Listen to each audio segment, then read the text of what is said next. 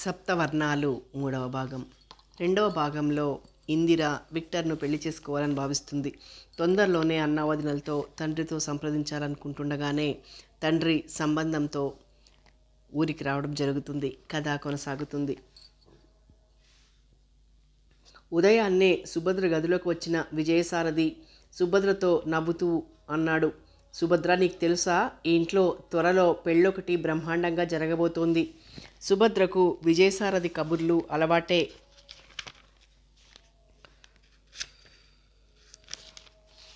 ఎవరి పెళ్ళి అంది చిరునవ్వుతో.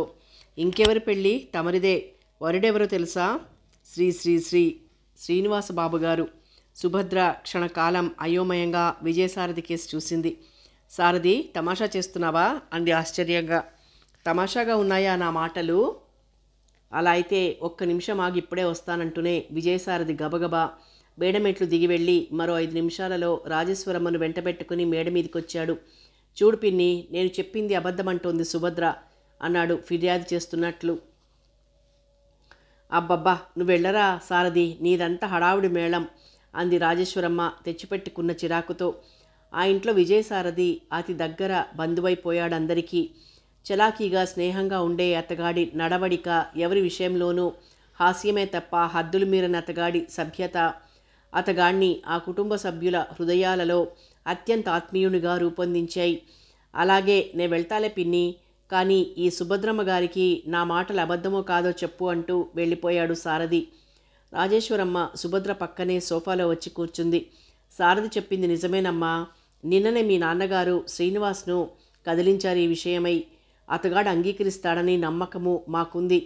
తేరగా ఇంత ఆస్తి, నీలాంటి బంగారు బొమ్మలాంటి అమ్మాయి భార్యగా వస్తుందంటే కాలదన్నుకు పోయేంత మూర్ఖుడు కాదు శ్రీనివాస్. త్వరలోనే ముహూర్తాలు కూడా పెట్టించాలనుకుంటున్నారు కూడాను అంది రాజేశ్వరమ్మ మెల్లిగా. సుభద్ర ఏదో ఆలోచిస్తూ కూర్చుండిపోయింది. రాజేశ్వరమ్మ చెప్పుకుపోతోంది. నీ అభిప్రాయం కనుక్కోమన్నాడట శ్రీనివాస్. ఇందులో నీ అభిప్రాయం మాత్రం వేరుగా ఉంటుందని ఎలా అనుకుంటాం? శ్రీనివాస్ అందము, ఆత్మాభిమానం, చదువు, సంస్కారం గల కుర్రవాడాయే. ఇక ఆస్తిపాస్తులంటావా? ఎవరు మాత్రం పుట్టుకతో కోట్లు కూడగట్టుకుని వస్తారా ఏమిటి? ఇంకా ఏదో చెప్పబోతున్న రాజేశ్వరమ్మ మాటలకి అడ్డొచ్చింది సుభద్ర. అదంతా సరే అత్త, నాకున్న అవకరం అతగాడుతూ చెప్పారా నాన్నగారు? రాజేశ్వరమ్మ కొరడా దెబ్బతిన్న దానిలా గబగబా రూమ్ గుమ్మం వరకు వెళ్ళి అటు ఇటు చూసి మళ్ళీ సుభద్ర దగ్గరకు వచ్చింది. ఏమిటంత పెద్దగా మాట్లాడతావు సుభద్ర? నీకున్న అవకరం అతగాడికి ఎందుకు చెప్పాలి? పెళ్ళయ్యాక అతగాడే తెలుసుకుంటాడు. విజయసారథిని కూడా ఈ విషయంలో శ్రీనివాస్కు చెప్పొద్దని మాట తీసుకున్నారు మీ నాన్నగారు. నువ్వు ఊరికో, చిన్న పిల్లవు, ఇలాంటి విషయాలు నీకు తెలియవు మందలిస్తూ అంది రాజేశ్వరమ్మ. సుభద్ర హృదయం గిలగిల్లాడింది. ఏమిటి వంచన? పెళ్ళయ్యాకైనా మనం మోసం చేశామని అతగాడు కోపగించుకుంటే? సుభద్ర మాటలకి పకపక నవ్వింది రాజేశ్వరమ్మ. ఎలా కోపగించుకుంటాడు? 3 నెలలుగా మన ఇంట్లో ఒక మనిషిగా ఉన్న పిల్లవాడు నీ అవకరం గమనించలేకపోయాడంటే లోకం నమ్ముతుంది. ఏ ముఖం పెట్టుకుని కోప్పడతాడు? ఇంతకు నీ అభిప్రాయం చెప్పావు కాదు. శ్రీనివాస్ అంటే నీకు ఇష్టమేనా? ఏదో ఆలోచిస్తున్న సుభద్ర సమాధానం చెప్పలేదు. ముఖం పక్కకు తిప్పుకుంది. అది సిగ్గుగా భావించింది రాజేశ్వరమ్మ. నా తల్లి, ఏం చెబుతావు? నాకు తెలీదు నీ మనసు.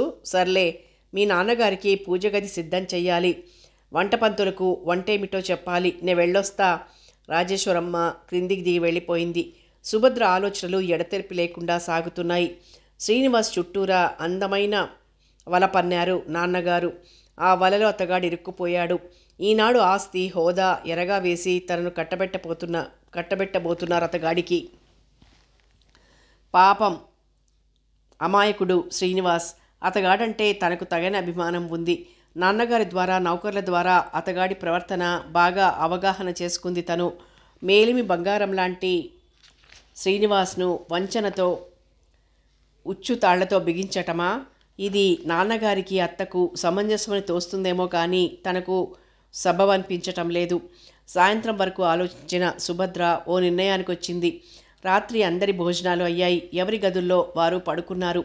శ్రీనివాస్ రూమ్లో శ్రీనివాస్ క్లాస్ పుస్తకం తెరిచాడే కానీ చదువు ఎక్కడం లేదు అతగాడి బుర్రకు. రేపు ఉదయం తన నిర్ణయం తెలపాలి. జాలి కొద్దీ చేరదీసిన జగన్నాథరావు గారు తనపై ఎందుకింత మమత పెంచుకున్నారు? ఏకంగా ఇంటి అల్లుణ్ణి చేసుకోగల నిర్ణయానికి ఎందుకొచ్చారు? తనలో ఏ ప్రత్యేకత చూశారు? ఇక సుభద్ర కలిమిలో పుట్టి కలిమిలో పెరిగిన అమ్మాయి తనలాంటి గర్భదరిద్రుణ్ణి పెళ్లాడ్డానికి అంగీకరించిందా? ఏమైనా ముందస్తుగా సుభద్ర అభిప్రాయం తెలుసుకోవాలి. ఆమె మనస్ఫూర్తిగా అంగీకరించిందని తెలిస్తేనే తన నిశ్చయం చెప్పగలడు. లేకుంటే అంతస్తుల ఆస్తుల పురుగులు హృదయాలను తొలుస్తుంటే ఆ దాంపత్య జీవితం నరకంగా తయారై తీరుతుంది. డైరీలో ఈ విషయాన్నే రాసుకున్నాడు శ్రీనివాస్. 10 గంటలు దాటుతోంది. సుభద్ర గదిలోకి పాల గ్లాస్ తీసుకొచ్చింది లక్ష్మి. లక్ష్మి రహస్యంగా పిలిచింది సుభద్ర. ఏమిటమ్మగారు? మెల్లిగా ఆశ్చర్యంగా అడిగింది లక్ష్మి. అత్త, విజయసారథి, శ్రీనివాస్ బాబులు వాళ్ళ గదుల్లో ఏం చేస్తున్నారో చూసిరా మెల్లిగా. క్షణకాలం ఆశ్చర్యంగా సుభద్ర కేసు చూసి అలాగేనంటూ వెళ్ళింది లక్ష్మి. 5 నిమిషాల్లో తిరిగొచ్చింది. అత్తమ్మగారు గుర్రు పెడుతున్నారు అమ్మాయి గారు. విజయసారథి బాబు గారు గదిలో లైట్ వెలగటం లేదు. ఆయన గారు నిద్రపోతున్నారల్లే ఉంది. శ్రీనివాస్ బాబు గారు మాత్రం టేబుల్ ముందు కూర్చుని ఏదో రాసుకుంటున్నారు అంది మెల్లగా. లక్ష్మి, ఓ సాయం చేస్తావా? మెల్లిగా అడిగింది సుభద్ర. అదేంటమ్మాయి గారు, మీరు చెప్పాలి, నేను చెయ్యాలి, చెప్పండి అంది లక్ష్మి. ఈ కాగితం శ్రీనివాస్ బాబుకి ఇచ్చిరాగలవా? చూడు, అత్తకు కానీ విజయసారథికి కానీ మరెవ్వరికి కానీ తెలియకూడదు సుమా. మడత పెట్టి ఉన్న చిన్న కాగితం లక్ష్మి చేతికిచ్చింది సుభద్ర. క్షణకాలం కాగితం సుభద్ర కేసి చూసిన లక్ష్మి ఏదో అర్థం చేసుకున్న దానిలా కిలకిలా నవ్వింది. నేనెవ్వరికీ చెప్పనులేండి అమ్మాయి గారు, నాకు తెలుసు ఇలాంటి విషయాలు. సర్లే వెళ్ళు, చిరాగ్గా అంది సుభద్ర. మెల్లిగా తన గది తలుపు ఎవరో తడుతున్న శబ్దం విని డైరీ మూసి తలుపు తీశాడు శ్రీనివాస్. గాజు కూజ నిండుగా నీళ్లు పట్టుకుని నిల్చునుంది లక్ష్మి. ఏం లక్ష్మి అన్నాడు. మీ గదిలో మంచినీళ్ళు పెట్టడం మర్చిపోయాను బాబుగారు అంటూనే టేబుల్ మీద కూజా ఉంచి సుభద్ర ఇచ్చిన కాగితం శ్రీనివాస్ చేతికిచ్చింది లక్ష్మి. వెంటనే అతి రహస్యంగా, మా సుభద్రమ్మ గారు ఇది మీకు ఇవ్వమన్నారు అంటూనే బయటికి వెళ్ళిపోయింది. ఆశ్చర్యంగా మడత విప్పాడు శ్రీనివాస్. ఈరోజు రాత్రి 12 గంటలకు మేడ కాపై ఉన్న మెట్లు దిగి తోటలోకి మల్లె, ద్రాక్ష పందిళ్ళ దగ్గరికి రాగోరుతాను. దయచేసి నా మాట మన్నించి తప్పక వస్తారని ఆశిస్తున్నాను. క్రింద సంతకం చేయలేదు. 5-6 మార్లు చదువుకున్నాడు శ్రీనివాస్. మంచం మీద కూర్చున్నాడు. అతగాడికి ఏమీ బోధపట్టం లేదు.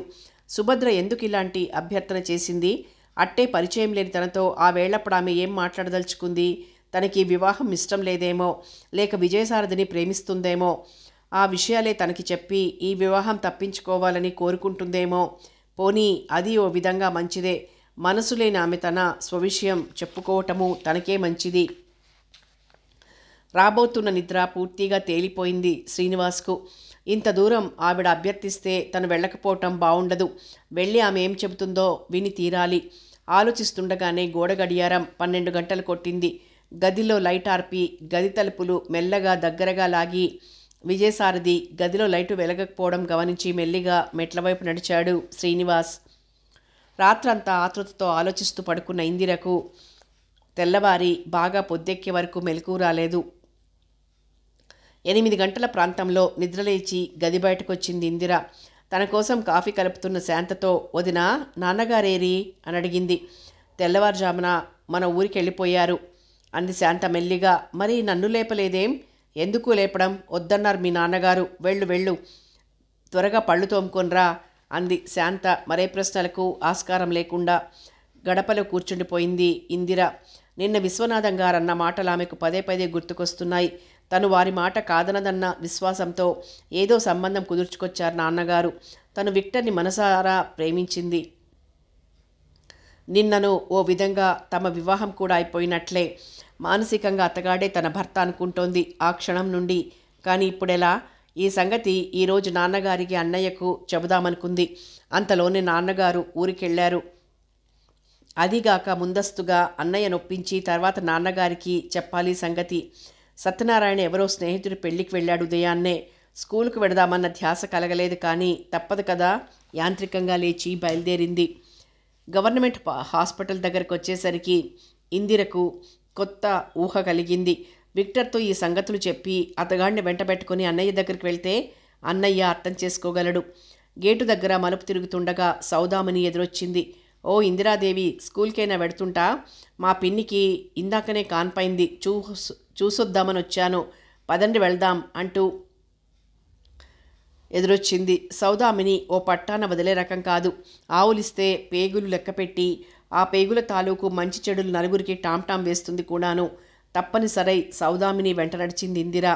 చూడండి ఇందిరా, మా పక్క వాటాలో ఓ ఎస్ఐ ఫ్యామిలీ చేరారు. అతగాడికేమో భార్య, 2 పిల్లలు ఉన్నారు. కానీ అస్తమానం నేను పెరట్లోకి వెడితే పెరట్లోకి, మేడ మీదకి వెళ్తే మేడ మీదకి వస్తూ ఉంటాడు. అనవసరంగా ఈలపాటలు, పళ్ళు ఇకిలించటాలు చేస్తూ ఉంటాడు. ఏం మనిషో ఏం మగాళ్ళో వినిపించుకోకున్నా వాగేస్తోంది సౌదామిని. రోడ్డు మలుపు తిరుగుతుండగా దూరాన వడివడిగా వస్తున్న విక్టర్ కనిపించాడు. ఉండండి సౌదామిని, ఒక్క క్షణం, ఆ పోయే మనిషి మా బంధువులా ఉన్నాడంటూ గబగబా విక్టర్ కేసు నడిచింది. బాగా దగ్గరగా వచ్చాక విక్టర్ అంటూ మృదువుగా పిలిచింది ఇందిర. క్షణకాలం ఇందిర కేసు చూశాడు విక్టర్. ఎవరో అపరిచితురాల్ని చూస్తున్నట్లుందా చూపు. ఎర్రగా అగ్ని గోళాల్లా ఉన్నాయా కళ్ళు, తడారిపోయినట్లున్న పెదవులు. విక్టర్, ఏమిటలా ఉన్నారు? ఇందిర ఇంకా ఏదో ప్రశ్నించబోతూనే ఉంది. విక్టర్ గబగబా పక్క మలుపు తిరిగి వెళ్ళిపోయాడు. ఇందిర నిర్ఘాంతపోయింది. ఏమిటి విక్టర్ ప్రవర్తన? అతగాడు తననెందుకింత నిర్లక్ష్యం చేశాడు? అసలు ఆ చూపేమిటి? కళ్ళేమిటి? జబ్బుతో ఉన్నాడా?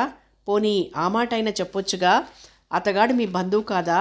పొరపాటు పడుంటారు. సౌదామిని వచ్చి కలుసుకుంది. ఓసారి నేను ఇలాగే తిరుపతిలో మా బావ అనుకుని మరెవరి భుజం మీద చేయి వేశాను. సౌదామిని మాటలు వినిపించటం లేదు ఇందిరకు. మీరే చెప్పండి ఇందిరా, నేను పిప్పళ్ళ బస్తాలా ఉన్నానా? ఆ ఎదురింటి స్కౌండ్రల్ నన్నలా పిలుస్తాడెంచేత? ఇందిర పలకలేదు. ఆమె ఆలోచనలన్నీ విక్టర్ ప్రవర్తన చుట్టూ పరిభ్రమిస్తున్నాయి. స్కూల్లో చెబుతున్న పాఠం మీద లేదా ఆవిడ మనస్సు. సాయంత్రం విక్టర్ ఇంటికి వెళ్ళాలి. అసలు సంగతి ఏమిటో కనుక్కోవాలనుకుంటూ ఎన్నో తప్పులు దొర్లించింది పాఠంలో. సాయంత్రం స్కూలు వదలగానే విక్టర్ ఇంటికేసి నడిచింది ఇందిర. గేటు చప్పుడుకు వరండాలో కుర్చీలో కూర్చుని ఉన్న ఓ యువతి చిరునవ్వుతో ఎదురొచ్చింది.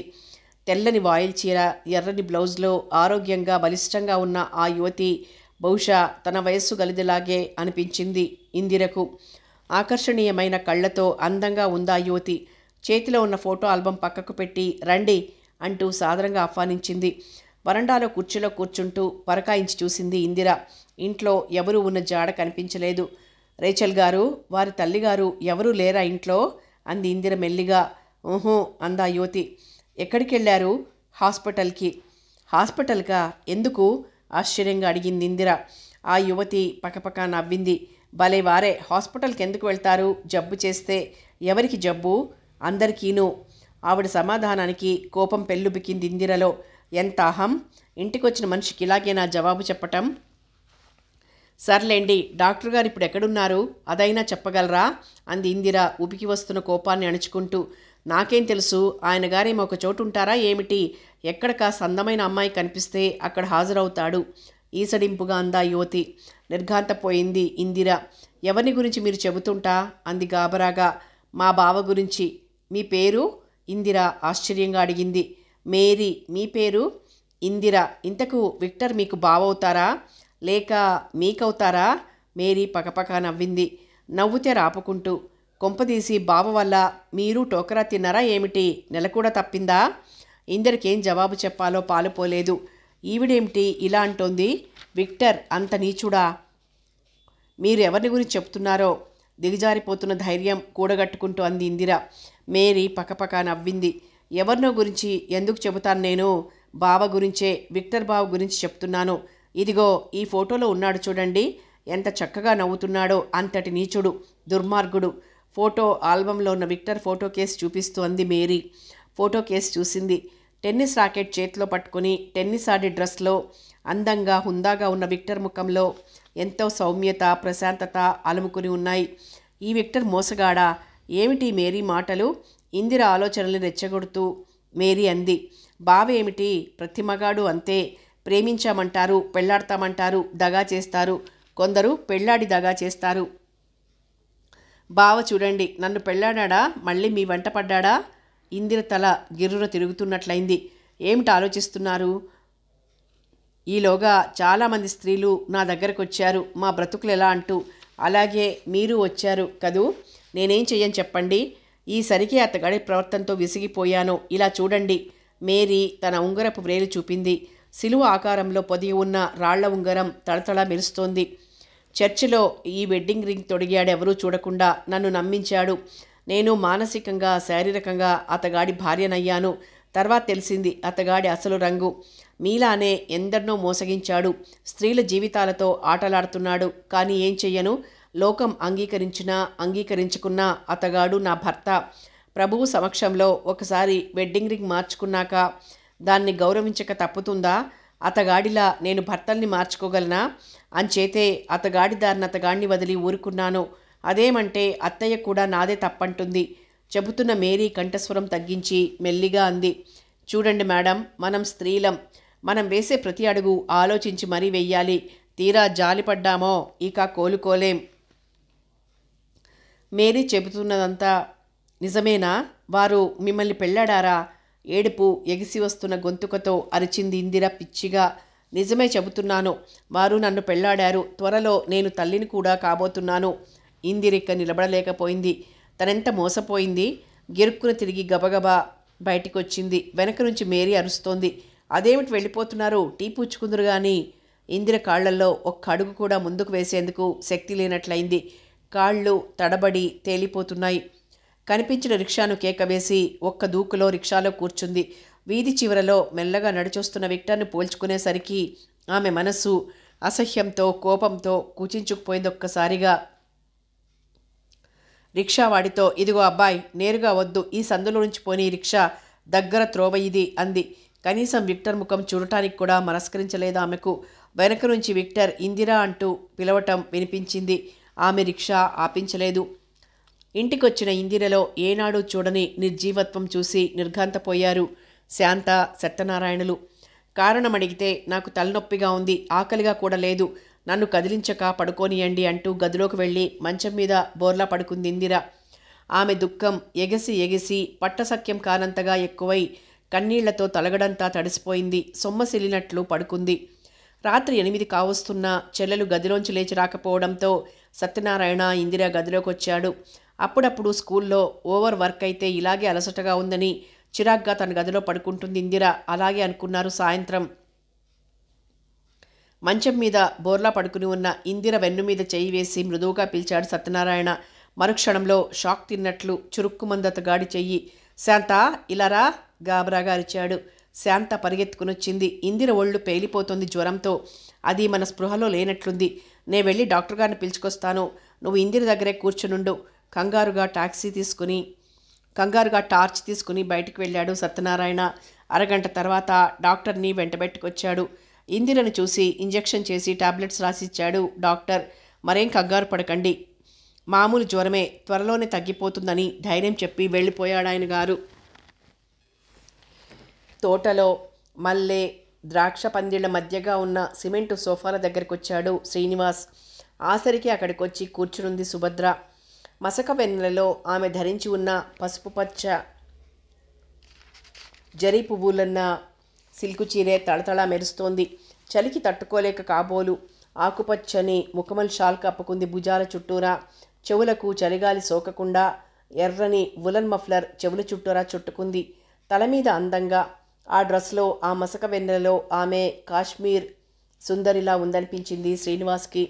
కిందకు వేలాడుతున్న పచ్చి ద్రాక్ష గుర్తులు మెరుస్తున్నాయి. సిమెంటు సోఫాల నిండా విరిసి రాలిన మల్లెలు పరుచుకుని ఉన్నాయి. సుభద్ర ఏదో ఆలోచిస్తోంది కాబోలు. శ్రీనివాస్ రాక ఆమె గమనించలేదు. పరిశీలనగా ఆమెను పరిశీలిస్తున్న శ్రీనివాస్ తన రాకను తెలియజేస్తూ ద్రాక్ష పందిరి మీద చేయి వేశాడు. ఆ స్పర్శకు ద్రాక్ష గుత్తులు ఊగాయి. ఆ కదలికకు తలెత్తి చూసింది సుభద్ర. మీరా, రండి, అలా కూర్చోండి. తన ఎదురుగా ఉన్న మరో సిమెంట్ సోఫా కేసు చూపింది. శ్రీనివాస్ కూర్చున్నాడు.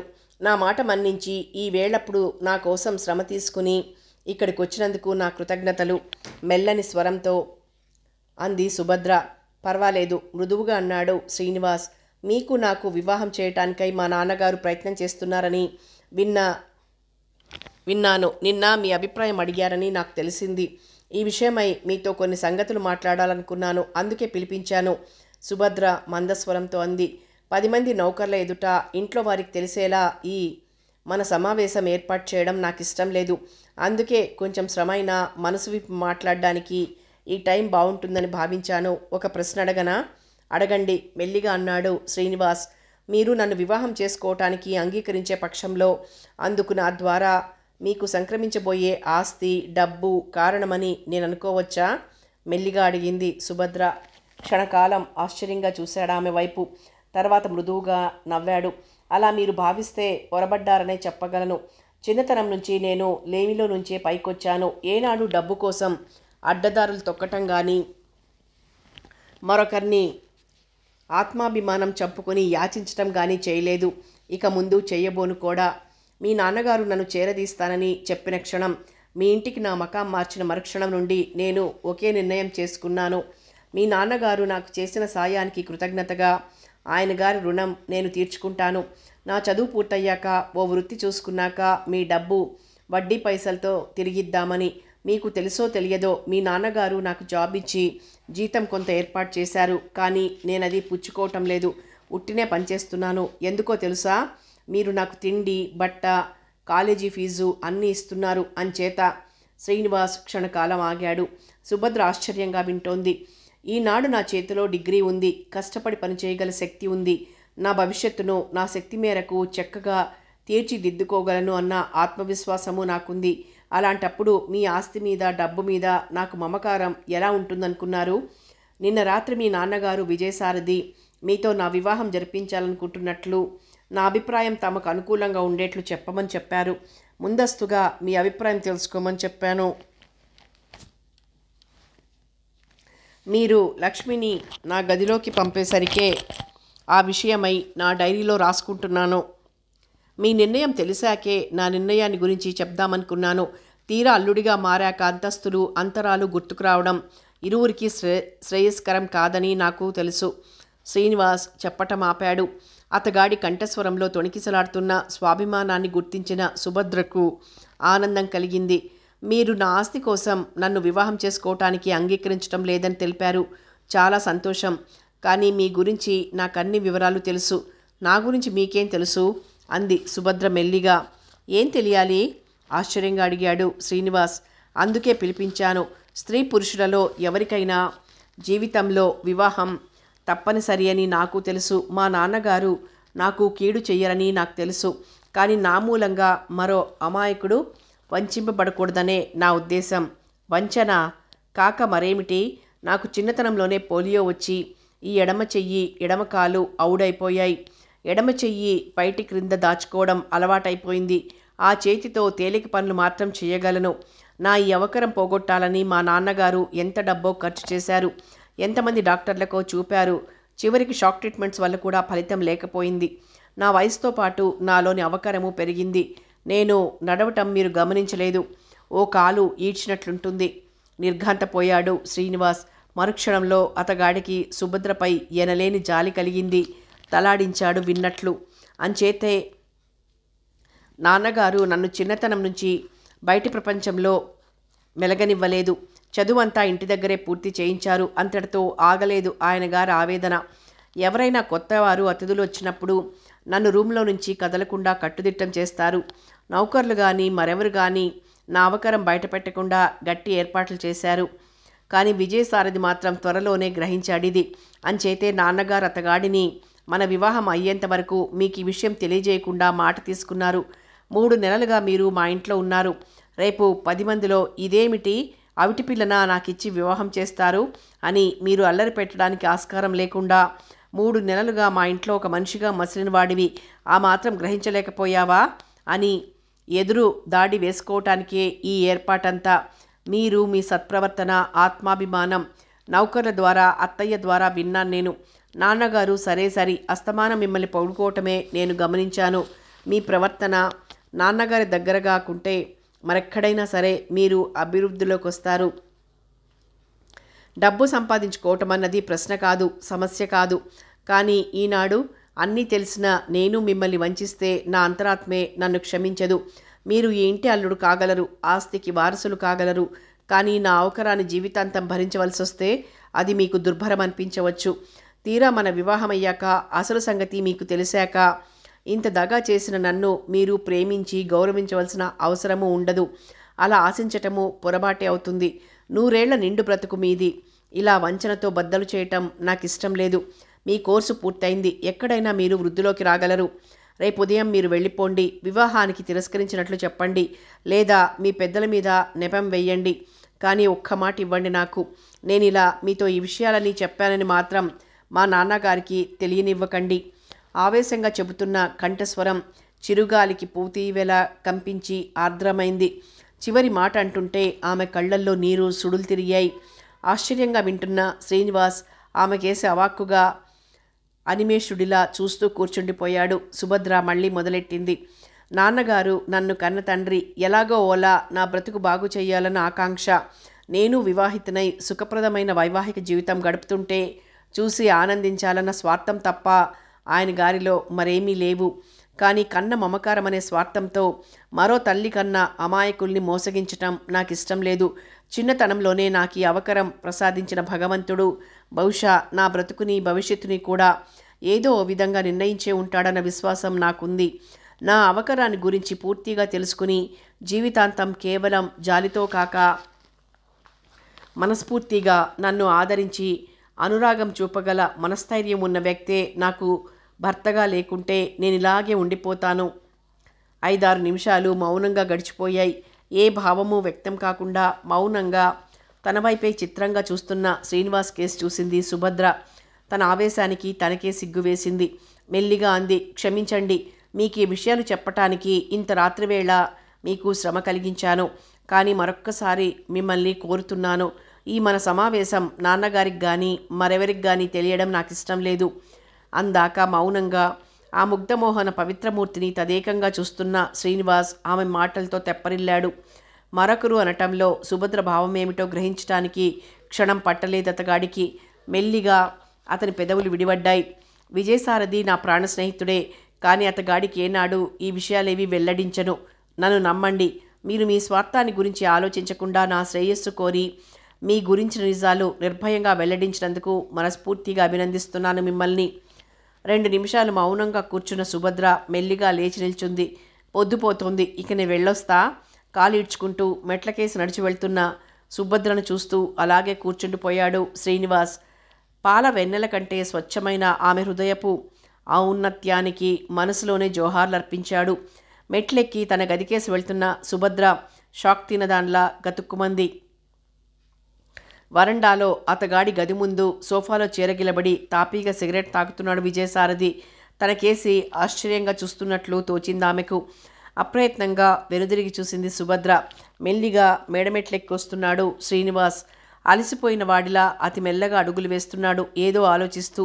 గబగబా విజయసారథిని గమనించినట్లే షాల్ను మరింత దగ్గరగా లాక్కుంటూ తన గదిలోకి వెళ్ళి మెల్లగా తలుపులు వేసుకుంది సుభద్ర.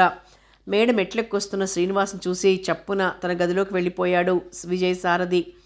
విజయసారథి గది ముందు క్షణకాలం నిల్చొని లోపల లైటు వెలగకపోవటం చూసి తృప్తిగా నిట్టూర్చి తన గదిలోకి వెళ్ళిపోయాడు శ్రీనివాస్. ఉదయం నిద్రలేచిన ఇందిరకు శరీరమంతా భారంగా ఉన్నట్లుంది. కళ్ళు ముఖము పీక్కుపోయి రోగి కళ పడిన ఇందిరను చూస్తుంటే శాంత సత్యనారాయణ హృదయాలు వాత్సల్యంతో ఆర్ద్రమైపోయాయి. కాకున్నా ఈ మధ్య ఒకటే ఓవర్ వర్క్ చేస్తోంది స్కూల్లో. ఏమిటో ఆదర్శాలంటుంది. అందరు టీచర్లు ఏదో 4 ముక్కలు చెప్పి చెప్పకుండా బయటపడి ఇళ్ల దగ్గర ట్యూషన్స్ ఏర్పాటు చేసుకుంటుంటారు. కానీ మన ఇందిర అలా కాదే. నా బాధ్యత నేను సరిగా నిర్వర్తించకుండా ట్యూషన్ వల్ల వచ్చే ఆదాయాన్ని మాత్రం దృష్టిలో పెట్టుకుంటే అది కేవలం విద్యార్థులకు జరిగే ద్రోహమే కాదొదినా, నా ఆత్మవంచన కూడా అవుతుంది అంటుంది. ఏమిటో వెర్రిమాలోకం. అందరూ నడిచే దారిన నడవకూడదు అంటుంది శాంత వంట ఇంట్లో సత్యనారాయణతో. ఇందిర నవ్వుకుంది. ఇది కేవలం ఓవర్ వర్క్ చేయటం వల్ల వచ్చిన జబ్బా? ఆమెకేం తెలుసు? జీవితంలో స్త్రీ ఒక్కసారే ఒక్క పురుషుడిని ప్రేమించగలదు. కానీ ఆ పురుషుడే ధూర్తుడని, నీచుడని, వంచకుడని తెలుసుకున్న నాడు ఆమె పరిస్థితి ఏమిటి? పాపం మేరీ ఎంత అమాయకురాలు. వెడ్డింగ్ రింగ్ వేలికి తొడిగి ఎన్ని బాసలు చేశాడో విక్టర్. ఎంతగా నమ్మించాడో, ఎంతటి తియ్యటి కబుర్లు చెప్పాడో. ఆమె కళ్ళ ముందే పరస్త్రీలతో సరసాలు సాగించాడేమో. అందుకే తనను చూస్తూ మీరు కూడా ఆయన గారి వల్ల టోకరా తిన్నారా ఏం అంటూ ప్రశ్నించింది. బహుశా గతంలో ఎందరో స్త్రీలు అలా ఆమె దగ్గరకు వచ్చి తమ గోడు చెప్పుకున్నారేమో. ఎంత మోసగాడు విక్టర్. ఒకవైపు తను తండ్రి కాబోతూ కూడా కనీసం తనకు వివాహమైన విషయం చూచాయిగా అయినా చెప్పలేదు.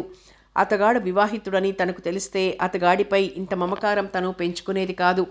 కానీ విక్టర్లో ఉన్న ప్రత్యేకమైన ఆకర్షణ వేరు.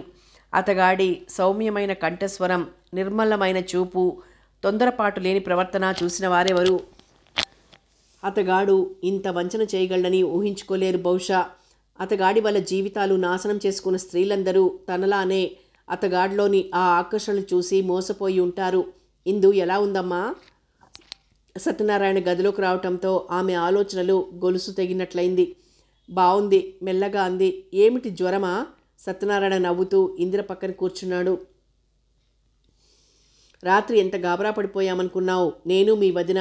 నా భయమల్లా ఒకటే, తీరా రేపా పెళ్ళికొడుకు గారు పెళ్లి చూపులకు దిగేసరికి నువ్వు జ్వరంతో మంచంలో పడుంటే ఆ వచ్చినవాడు నన్ను చూసి వెళ్లాల్సిందే. ఎంచక్క ఓ చీర జాకెట్ వేసుకొని కూర్చోండి.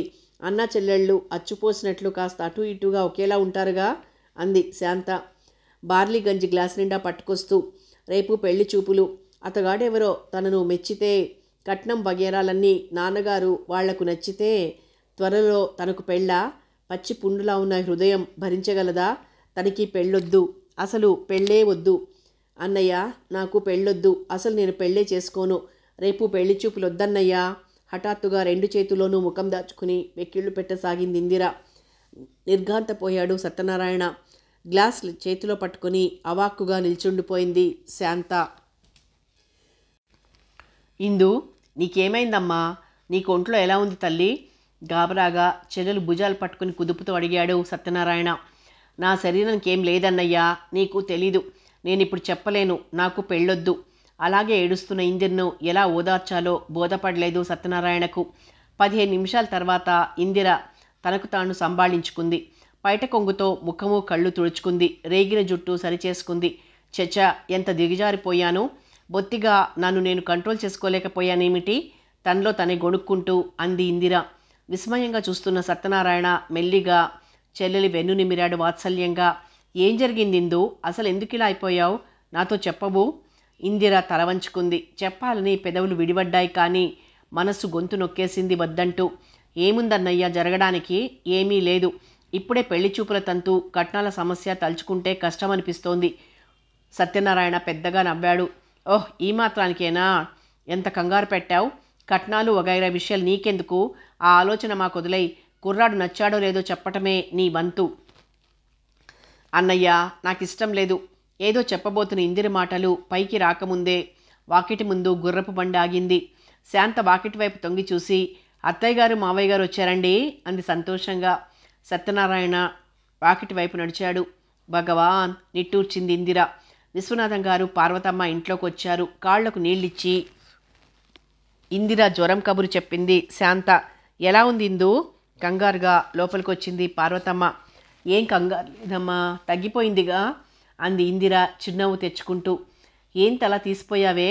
పార్వతమ్మ కూతురు తల మీద వాత్సల్యంగా చెయ్యి వేసి, వచ్చి వచ్చి పాపిష్టి జ్వరం ఇప్పుడే రావాలా అంది కళ్ళనీళ్లు పెట్టుకుంటూ. శాంత నవ్వింది. మరేం భయపడకండి అత్తయ్యా. ఈ కాలపు కుర్రాళ్లకు కాబోయే భార్య ఎంత సన్నగా పూచిక పుల్లలా ఉంటే అంత ఎక్కువగా ఇష్టపడతారు. మన ఇందిరకేం కాస్త బలహీనమైన చక్కగా మెరుపుతీగలా ఉంటేను. నీ ఆరోగ్యం బాగుందటే శాంత, విశేషమేం లేదా? కోడలి వైపు పరీక్షగా చూసింది పార్వతమ్మ. ఇప్పట్లో ఏ విశేషాలు ఉండవత్తయ్యా. ఏం కొత్త కాలమే, ముసలివాళ్ళయ్యాక కంటారు కాబోలు పిల్లల్ని. పార్వతమ్మ గొడుగుతుంటే నవ్వేసింది శాంత. మీరింక స్నానం చేయండి. మామయ్య గారు కూడా స్నానం చేసి పూజ చేసుకోవచ్చు. మర్నాడు ఉదయం నుంచి హడావుడి పడిపోతున్నారు ఇంటిల్లిపాది. కాఫీలు టిఫిన్లు తయారు చేసింది శాంత. కర్టెన్సు, చైర్ క్లాత్సు మార్చింది. హాల్ నీట్గా సర్ది వరుసగా 5-6 కుర్చీలు వేయించాడు సత్యనారాయణ. 9 గంటలు కావస్తుండగా మధ్యవర్తిగా ఉన్నాయన కబురు పంపాడు. ఇప్పుడే ఆ పెళ్లి కొడుకు గారు ట్రైన్ దిగారట, మరో గంటలో రాబోతున్నారట. ఇందిరను అలంకరించింది శాంత. లేత గులాబీ రంగు ఫుల్వాయిల్ చీర, నల్లటి బ్లౌజు, వాలు జడతో కొద్దిగా బలహీనంగా ఉన్న ఇందిర ముగ్ధ మనోహరంగా ఉంది. సరిగ్గా 9:30కి వాకిట్లో కారాగింది. సత్యనారాయణ, విశ్వనాథం గారు వాకిట్లోకి ఎదురు వెళ్లారు. వీరే మోహన్ రావు గారు, పెళ్లి కొడుకు గారు వీరేనన్నమాట. వీరు శ్రీకాంత్ గారు, మోహన్ రావు గారి స్నేహితుడు. బెంగళూరులో ఎలక్ట్రికల్ ఇంజనీర్. మధ్యవర్తిగా ఉన్న వెంకన్న పంతులు గారు వివరాలు చెప్పాడు. పరిచయాలు, నమస్కారాలు అయ్యాయి. హాల్లో కుర్చీల్లో కూర్చున్నారంతా. మీ ఆడవాళ్లకు కూడా పెళ్ళికొడుకు ఎవరో స్పష్టంగా పరిచయం చేయండి. తర్వాత ఒకరిని చూసి మరొకరు అనుకుంటే కష్టం అన్నారు వెంకన్న పంతులు గారు నవ్వుతూ. అలా అయితే నేను ఇలా మూలగా కూర్చుంటాలేండి అన్నాడు శ్రీకాంత్ నవ్వుతూ. అవసరం లేదులేండి, అంత పొరపాటు ఎలా జరుగుతుంది అన్నాడు సత్యనారాయణ నవ్వుతూ. శాంత టిఫిన్ పట్టుకొచ్చింది. ట్రేలో కాఫీ తీసుకొచ్చింది ఇందిర. జాగ్రత్తగా టీపాయ్ మీద ట్రే ఉంచి తనకు నిర్దేశించిన కుర్చీలో కూర్చుంది. ఏ భావము లేదామెలో. వ్యధ పశువు వ్యధశిల దగ్గరకు తీసుకురాబడే ముందు అరచి గోల చేస్తుంది. తప్పుకు పారిపోవాలని ప్రయత్నిస్తుంది. తీరా డప్పుల మోతకు ఆగిపోయి వ్యధశిల మీద మెడ ఉంచగానే అది అల్లరి మానేస్తుంది. నిర్లిప్తంగా ఏటో చూస్తూ నిల్చుండిపోతుంది. ఆ క్షణంలో దానిలో ఏ కోసాన ప్రాణాల మీద తీపి ఉండదు. నిర్లిప్తత, నిర్వికారము, నిశ్చలత మాత్రమే ఆ జీవిలో ఉంటుంది. సరిగ్గా ఇందిర మనస్థితి కూడా అలాగే ఉంది. విక్టర్ వంచకుడని తేలిపోయింది. ఇక అతగాడితో తన వివాహం అసంభవమని తెలుసుకుంది. కానీ అతగాడి రూపం తన హృదయంలో నుంచి చెరిగిపోలేదు. అది ద్వేషమో ప్రేమో కూడా తెలియని విచిత్ర భావం. తన తల్లిదండ్రులు తనకు వివాహం చేసి బరువు దించుకోవాలనుకుంటున్నారు. సత్యనారాయణ అన్నయ్య కూడా తన బాధ్యత తీర్చుకోవాలనుంది. నాకు పెళ్లి వద్దు అనగలిగిందే గాని కారణం ఏం చెప్పగలదు? వివాహితుడైన పురుషుడి మీద మమకారం తెంచుకోకుండా ఇంకా అతగాడిని ఆరాధించడంలో అర్థముందా? ఈనాడు వచ్చిన ఈ సంబంధాన్ని తను తిరస్కరిస్తే తన వారందరూ నొచ్చుకుంటారు. ఎన్ని ఏళ్లు తనలా అవివాహితగా ఉండిపోగలదు? విక్టర్ ఏనాటికి తన వాడు కాడు. పరాయి స్త్రీ భర్త అతగాడు. ఆ సంగతి తెలిసి తను అతగాడికై యావజ్జీవితము అవివాహితగా ఉండిపోవటంలో అర్థమేముంది? ఎలాగూ వివాహం తప్పనిసరి అయినప్పుడు తన పెద్దలందరికీ నచ్చిన సంబంధమే తను అంగీకరించడం మంచిది. విక్టర్ కాకపోయాక ఇక ఏ పురుషుడైతే మాత్రం ఏముంది? వ్రయ్యలైన తన హృదయ విపంచిని నామరూపాలు లేకుండా చితక్కుటి మరీ అవతల పారేసి కొత్త జీవితం ఆరంభించాలి. తీగలు తెగిన వీణ అయినా మోహన రాగాన్ని ఆలాపించడానికి ప్రయత్నం చెయ్యాలి. తన కోసం కాదు, తనకు కాబోయే ఆ వరుని కోసం. ఇందు, ఏమిటి తల అంతగా వంచేసుకున్నావు? నీకు సిగ్గయ్యి అతగాడిని చూడలేకుంటే అతగాడైనా నీ మొహం సరిగ్గా చూడొద్దు. మృదువుగా చెవిలో మందలిస్తున్న శాంత మాటలతో తుళ్ళిపడింది ఇందిర. కొద్దిగా తల పైకెత్తి చూసింది. తనకేసి ఆత్రంగా చూస్తున్నాడు మోహన్ రావు. అతగాడి పక్కన కూర్చుని ఉన్న స్నేహితుడు అనిమిషునిలా ఉన్నాడు. ఇందిరా, వీరు మోహన్ రావు గారు, ఉస్మానియా కాలేజీ లెక్చరర్. వీరు శ్రీకాంత్, బెంగళూరులో ఇంజనీర్. ఇద్దరికీ నమస్కారం అంది ఇందిర. ప్రతి నమస్కారాలయ్యాయి. ఎంత సౌందర్యం! మొఘల్ బాదుషాల కాలంలోని కథలలో వర్ణింపబడిన కథానాయికల అందమంతా ఈవిడిలో రాసిపోసి ఉందల్లే ఉంది. శ్రీకాంత్ మనసు ఆశ్చర్యంతో ఉక్కిరి బిక్కిరైపోతోంది. మోహన్ రావు కేసు చూశాడు. తనను తాను మర్చిపోయినట్లున్నాడు. మీకు అభ్యంతరం లేకపోతే ఓ పాట పాడగలరా? మృదువుగా అడిగాడు మోహన్ రావు. ఇందిర తటపటాయించింది. పర్వాలేదు, పాడమ్మా, పార్వతమ్మ ప్రోత్సహించింది. గొంతు సవరించుకుంది ఇందిర. సూరదాస్ భజన్ ఆమె గొంతులో నుంచి అమృత వాహినిలా పొంగి పొర్లుతోంది. మోహన్ రావు హైదరాబాద్లో 2-3 కన్యలను పెళ్లిచూపులు చూశాడు. వారు ఉద్యోగినులే. మగవారిలానే ఎలాంటి సిగ్గు బిడియం లేకుండా అనర్గళంగా మాట్లాడారు వారు. అవి పెళ్లిచూపులు అనిపించలేదు అతగాడికి. ఏ సమావేశ సందర్భంలోనో 10 మార్లు పరిచయం ఉన్నవారు కూర్చున్నట్లుగా తోచింది. కానీ ఈనాడు అలా కాదు. ఇందిర తలవంచుకుని అలా కూర్చుంటే ఆమెలో స్త్రీ సహజమైన సిగ్గు తలెత్తనివ్వకుండా చేస్తుంటే మాట్లాడడానికి భయపడుతూ మెల్లని స్వరాన ఆమె నమస్కారం అనటంలోనూ, భయంతో కొద్దిగా కంపిస్తున్న స్వరాన్ని అదుపులో పెట్టుకుంటూ పాట పాడటంలోనూ ప్రత్యేకమైన సౌందర్యమేదో దాగి ఉన్నట్లు తోచింది అతగాడికి. గేటు దగ్గర ఎవరో మనిషి నిల్చుని ఉండటం చూసి సత్యనారాయణ వరండాలోకి వచ్చాడు. గేటు దగ్గర విక్టర్ నిల్చునున్నాడు. సత్యనారాయణ స్నేహపూర్వకంగా నవ్వుతూ ఆహ్వానించాడు. రండి, మా ఇందరికీ ఈరోజు పెళ్లి చూపులకి హైదరాబాద్ నుంచి మోహన్ రావు అనే లెక్చరర్ గారు వచ్చారు. ఈ సంబంధం సెటిల్ అయిపోతుంది. మీరు కూడా చూద్దురు గాని రండి అన్నాడు సత్యనారాయణ. విక్టర్కు వెన్ను మీద ఎవరో బలంగా కొట్టినట్లయింది. ఇందిరకు వివాహం సెటిల్ కాబోతోందా? ఎందుకులేండి, మరోమారు వస్తాను. చర్చికి వెళ్ళొస్తూ ఇలా వచ్చాను ఊరికే అన్నాడు విక్టర్ తడారిపోతున్న పెదవులు నాలుకతో తడి చేసుకుంటూ. పర్వాలేదు రండి. సత్యనారాయణ బలవంతం తప్పించుకోలేకపోయాడు విక్టర్. ఇక వెళ్ళి జాబులు రాయటం వగైరా డొంక తిరుగుడు వ్యవహారాలేమీ లేవి విశ్వనాథం గారు. మోహన్ రావు సాయంత్రం ట్రైన్కే తిరిగి హైదరాబాద్ వెళ్తాడట. ఈలోగానే మనమంతా మా ఇంటి దగ్గర కట్నం కానుకల విషయం తేల్చుకుందాం. కాస్త అటు ఇటు అయినా వాళ్ళు పేచీ పెట్టే రకాలు కాదు అంటున్నాడు వెంకన్న పంతులు గారు. మోహన్ రావు చూపుల్లోని భావాలను పసిగట్టి ఏదో పెన్నిది తన చేయి జారిపోయినట్లు శ్రీకాంత్ హృదయం గిలగిల్లాడిందా క్షణంలో. బెంగళూరు నుంచి ఆఫీస్ పని విషయమై తనెందుకు హైదరాబాద్ వెళ్ళాడు? మోహన్ అభ్యర్థన తోసివేయలేక ఈ పెళ్లి చూపుల్లో ఎందుకు పాల్గొన్నాడు? ఎంత అదృష్టవంతుడు మోహన్ అంది అతగాడి హృదయం. అందరూ కుర్చీల్లోంచి లేవబోతున్నారు. సత్యనారాయణ, విక్టర్ హాల్లో అడుగుపెట్టారు. వీరు మోహన్ రావు గారు, మా ఇందరకు కాబోయే. పూర్తి చేయి బాబు, పర్వాలేదు, అన్నీ కుదిరినట్లేలే భర్త అన్నారు వెంకన్న పంతులు గారు. నమస్కారం అండి. విక్టర్ చేతులు యాంత్రికంగా దగ్గరకొచ్చాయి.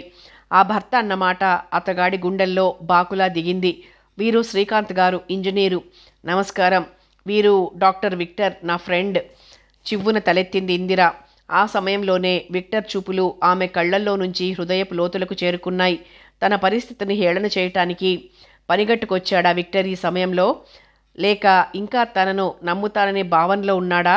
లేక తన మీద లేనిపోని నిందలు వేసి తన భవిష్యత్తును కూడా నాశనం చేద్దామనే దురుద్దేశంతో వచ్చాడా? ఎందుకొచ్చాడు విక్టర్? ఇందిర తల గిర్రును తిరగటం మొదలుపెట్టింది. నిల్చున్న ఆమె కాళ్లల్లో ఇక శక్తి లేనట్లు చచ్చుపడిపోయాయి. తన చుట్టూరా ఉన్న భూమి వలయాకారంలో తిరుగుతున్నట్లు అనిపిస్తోంది ఆమెకు. విక్టర్ అస్పష్టంగా లోపలే అణగారిపోయిన మాటతో పాటు ఇందిర చాపచుట్టలా అచేతనంగా క్రింద పడిపోయింది. హాల్లోని అందరూ ఊహించని పరిణామానికి నిర్ఘాంతపోయిపోయారు. పార్వతమ్మ రోదనతో శాంత, సత్యనారాయణ, విశ్వనాథం గార్ల కంగారుతో పాటు హాలు ప్రతిధ్వనించింది. అతిథులు నిర్విణ్ణులై నిల్చుండిపోయారు. అవాంఛనీయమైన ఆ సంఘటనకు తట్టుకోలేక విక్టర్ గబగబా బయటికి వెళ్ళిపోయాడు. తెల్లగా తెల్లవారింది. కళ్ళు తెరిచిన సుభద్ర బద్ధకంగా ఆవులిస్తూ సోఫాలో వచ్చి కూర్చుంది. రాత్రి శ్రీనివాస్తో మాట్లాడొచ్చాక ఏదో కొండంత భారం తన మీద నుంచి తొలగిపోయినట్లు హాయిగా నిద్ర పట్టేసింది ఆమెకు. అమ్మాయి గారు నిద్రలేచారా? కాఫీ పట్టుకొస్తానుండండి. గదిలోకొచ్చి లక్ష్మి మంచం మీద తలగడలు సరిచేసి బెడ్షీట్ మడత వేస్తోంది. ఏదో గుర్తొచ్చిన దానిలా లక్ష్మి వైపు తిరిగి మెల్లని స్వరంతో, లక్ష్మి, ఆయన గారు నిద్రలేచారా అంది. లక్ష్మి క్షణకాలం సుభద్ర వైపు అయోమయంగా చూసింది. తర్వాత సంగతి అర్థం చేసుకున్న దానిలా చిరునవ్వు నవ్వింది. ఎవరు? శ్రీనివాస్ బాబు గారా? తెల్లవారుజామునే లేచి నాన్నగారితో ఏదో మాట్లాడి మన కారులో బెంగళూరు వెళ్ళారమ్మా. బెంగళూరా? విస్మయంగా అడిగింది సుభద్ర. నాన్నగారితో చెప్తుంటే నేనే విన్నాను. శ్రీనివాస్ బాబు గారి పెద్దవాళ్ళు బెంగళూరులో ఉన్నారంట కదా అమ్మాయి గారు. వారితో అర్జెంటుగా మాట్లాడాలంట. ట్రైన్లో పెడతామన్నారు. నాన్నగారేమన్నారు? కుతూహలంగా అడిగింది సుభద్ర. కారులో వెళ్ళమని డ్రైవర్ని లేపి కారిచ్చి పంపారు. లక్ష్మి మాటలు వింటున్న ఆమెకు ఆనందమే కలిగింది. శ్రీనివాస్ బహుశా ఈ వివాహ విషయంలో ముఖాముఖిగా తన నిర్ణయం కాదు అని చెప్పలేక తన పెద్దవారి మీద నెపం వెయ్యదలుచుకునుంటారు. అంచేత అంత త్వరగా వెళ్ళిపోయారు. పోనీ అతగాడి జీవితం తన వల్ల నాశనం కాకూడదు.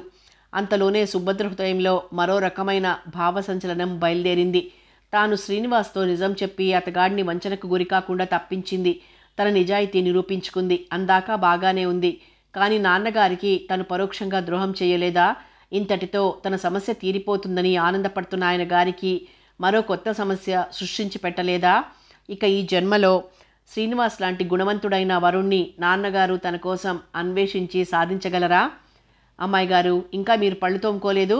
ట్రేలో కాఫీ, టిఫిన్ పెట్టుకొచ్చిన లక్ష్మి ఆశ్చర్యంగా సుభద్ర వైపు చూసింది. గబగబా బాత్రూమ్ వైపు నడిచింది సుభద్ర. యాంత్రికంగా కాలకృత్యాలు ముగించుకుని షాంపూతో తలారా స్నానం చేసింది. తడి జుట్టు అలాగే విరబోసుకొని గదిలో సోఫాలో కూర్చొండిపోయింది. లేత ఆకుపచ్చ పువ్వులున్న కాశ్మీర్ సిల్క్ చీరతో, అదే రంగు జాకెట్తో తడి జుట్టు అలా చివరల నీళ్లు కారుతూ కూర్చుని ఉంటే మంచు బిందువులతో తడిసి ఆకుల మధ్య దోబూచులాడుతున్న ముద్ద మందారంలా ఉందనిపించింది.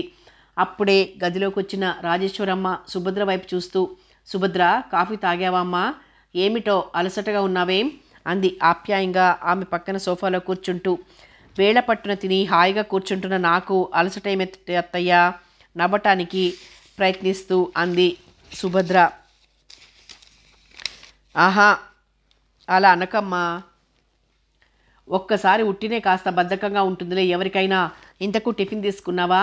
ఊహు, నాకేమిటో ఆకలిగా లేదత్తయ్య. కాఫీ మాత్రం తీసుకున్నాను. గది ఊడ్చుతున్న లక్ష్మి చీపురు కింద పడేసి పకపక నవ్వింది. ఎట్టా అవుతుందమ్మగారు ఆకలి? పెళ్లి మాట తెలిసాక ఎవరికైనా ఆకలి అనిపిస్తుందా ఏమిటి? మా మామకు నాకు లగ్గం పెట్టినాడు. అసలు నేను కూడే తినలేదంటే నమ్మండి. రాజేశ్వరమ్మ పకపక నవ్వింది. నువ్వు నీ కబుర్లును. నే వెళ్ళి వంటపంతులకు వంటేమిటో చెప్పాలి. మడిగట్టుకుని పూజగది శుభ్రం చెయ్యాలి. అన్నయ్యకి పూజకు వేళవుతోంది. రాజేశ్వరమ్మ క్రిందికి వెళ్ళిపోయింది. అమ్మాయి గారు, లక్ష్మి మెల్లిగా పిలిచింది. ఏమిటి? మీ పెళ్ళికి నాకు 2 చీరలు పారేయండమ్మా, కాస్త మంచివి చూసి. పెళ్ళికి పెద్ద పెద్ద వాళ్ళంతా వస్తారుగా, నేను శుభ్రంగా ఉండాలి. సర్లేవే గొడవ, నన్ను కాసేపు ఒంటరిగా వదులు. చిరాగ్గా లేచి చరచర లైబ్రరీ గదిలోకి వెళ్ళిపోయింది సుభద్ర. బీరువాల నుంచి ఏదైనా నవల తీసుకుందామని చేయి పట్టింది. చేతికొచ్చిన పుస్తకం తీసుకుని సోఫాలో కూర్చుంది. ఠాగూర్ గీతాంజలి. మనసు కుదరలేదు. పుస్తకం పక్కన పడేసి వెనక్కు వాలి కళ్ళు మూసుకుంది. కథ కొనసాగుతుంది.